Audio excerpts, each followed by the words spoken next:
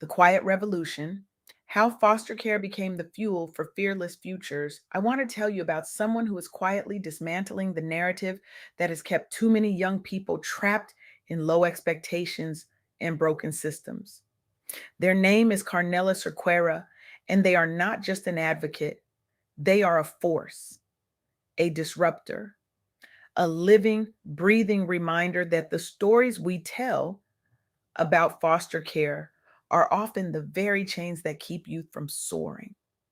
Carnella's work is reshaping how we think about resilience, support, and what it means to truly believe in the potential of vulnerable youth.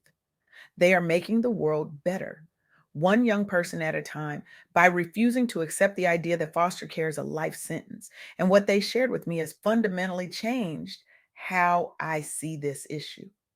Because here's what we have been getting wrong: we love a good comeback story, right? We love the idea of someone rising from the ashes, dusting themselves off, and proving the doubters wrong. But when it comes to foster care, we do not always believe it is possible. We see the statistics, the headlines, the heartbreak, and somewhere deep down, we start to believe that kids in foster care are destined to struggle, that they are broken, that the system will make or break them, that their futures are already written in the ink of trauma and instability. But Carnella Cerqueira reminded me of something we all need to hear, something we need to tattoo on our hearts and carry into every conversation we have about vulnerable youth. Being raised in foster care does not define your future. You can become stronger. You can set bold goals. You can achieve what others said you could not, especially when the rights, support, and advocacy are in place. And that is what we are here to talk about today.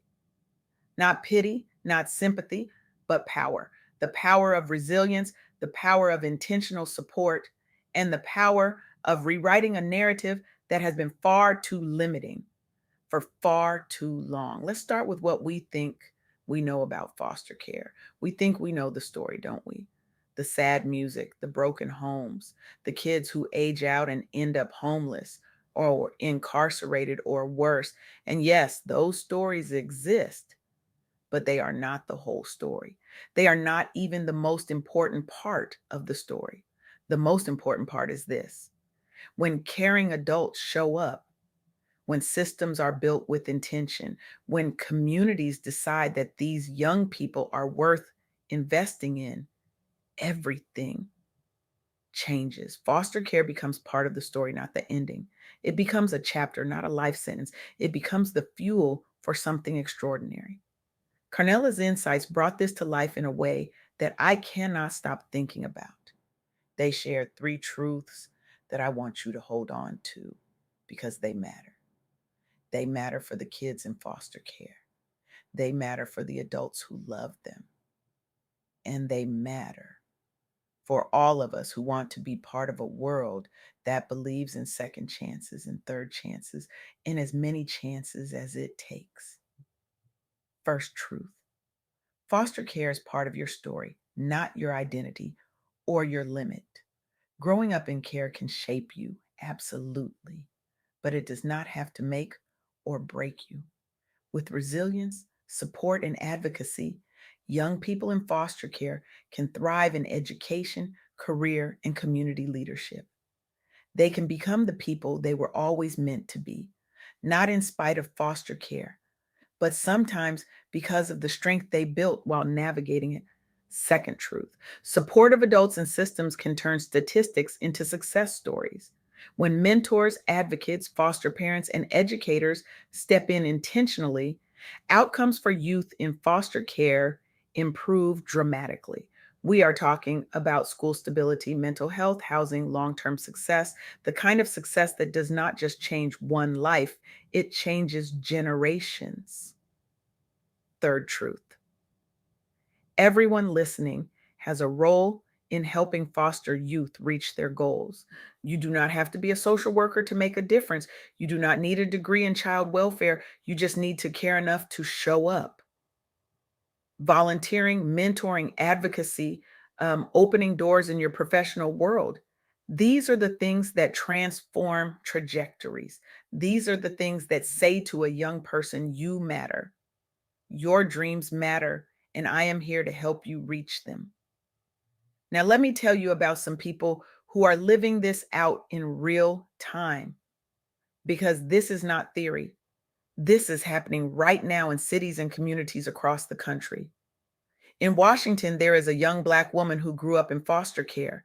She navigated multiple placements, uncertain relationships, and the very real risk of aging out of the system without permanent family support.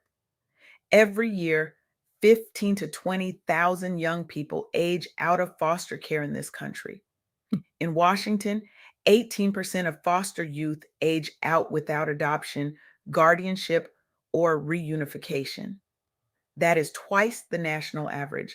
And when you age out alone, the risks skyrocket. Homelessness, unemployment, involvement with the justice system. The odds are stacked against you in ways that most of us will never fully understand. But this young woman refused to let the odds define her. She joined an advocacy fellowship in Washington, and her lived experience became her superpower. Not a stigma, not a limitation, a source of expertise. She worked with legal and policy experts to help design the SOUL Act, the Support, Opportunity, Unity, and Legal Relationships Act. This bill allows older foster youth to create legal support networks without severing ties with their birth families. It acknowledges that you can maintain connections to your roots and build new supportive relationships at the same time. You do not have to choose between your past and your future.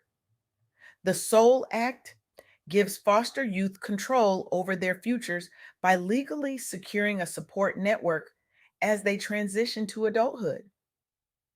And this young woman's trajectory from foster care to policy fellow embodies the message that foster care does not dictate your ceiling. It can be the fuel for leadership and systemic change. One resilient foster youth became a catalyst for legislation that may reduce the number of young people who age out alone. That is not just a success story, that is a revolution. That is what happens when we stop seeing foster youth as broken and start seeing them as brilliant.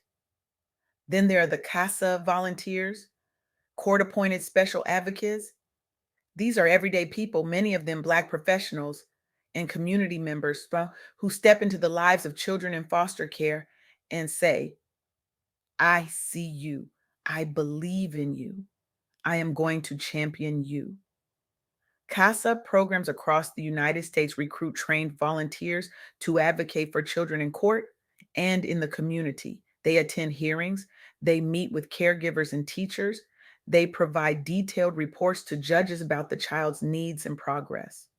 They highlight educational strengths, talents, and aspirations, pushing systems to support college, vocational training, and enrichment activities. Organizations like Bergen Casa say it plainly. We champion foster children. Not we pity them, not we feel sorry for them. We champion them because these kids are worthy of advocacy and high expectations, not sympathy. And the outcomes speak for themselves. Children with active CASA volunteers are more likely to receive needed services and experience greater stability in placements.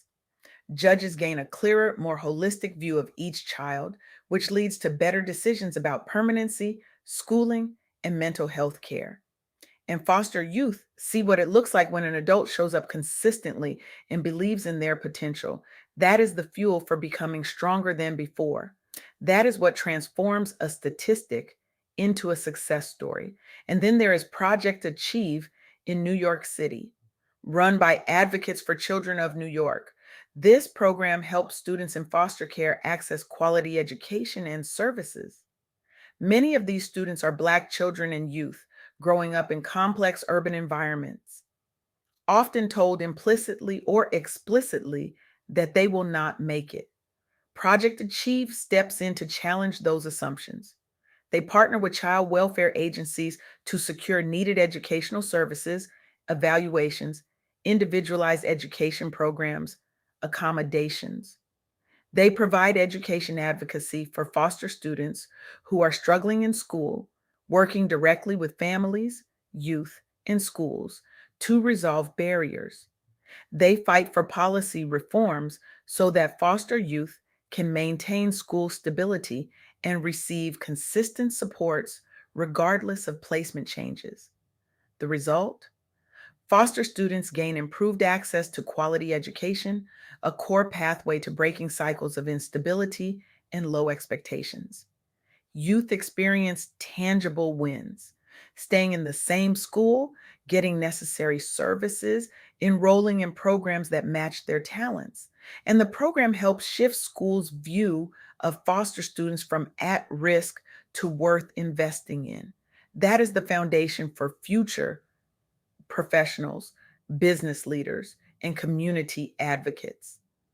That is what happens when we decide that education is a right, not a privilege.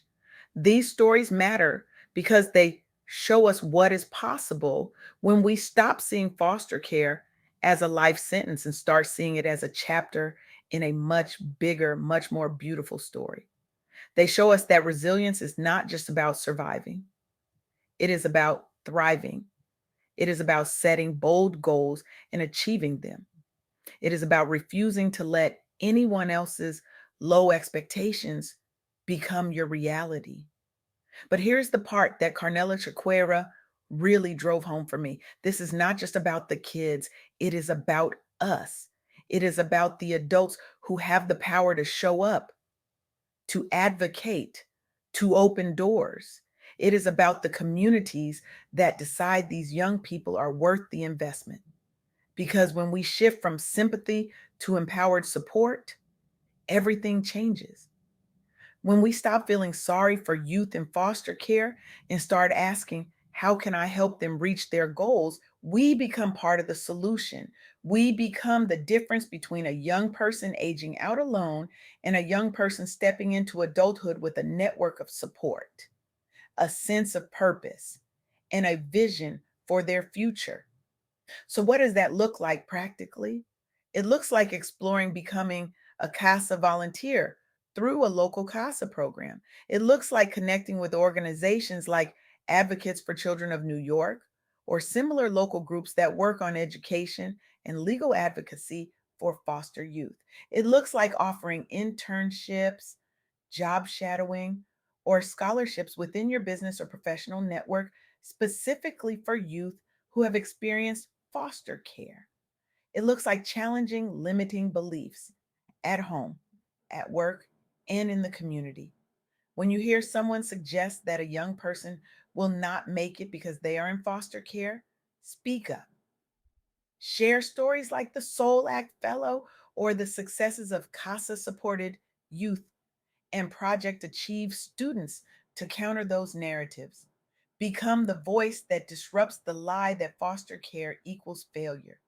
Because here's what I want you to remember: foster care is part of the story, not the identity or the limit. Supportive adults and systems can turn statistics into success stories. And everyone listening has a role in helping foster youth reach their goals.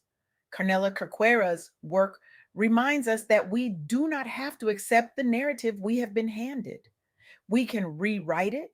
We can create a world where foster care is a chapter, not a life sentence, where resilience is celebrated, where support is intentional, where every young person knows that their dreams are valid, their goals are achievable, and their future is bright. So I am asking you today, what will you do? How will you show up? Because the kids are ready, the advocates are ready. The question is, are we ready to meet them where they are and help them get where they are going? Here is my challenge to you: do not leave this moment unchanged. Do not let this be another inspiring talk that you forget by tomorrow. Choose one action, one young person, one opportunity to disrupt the narrative.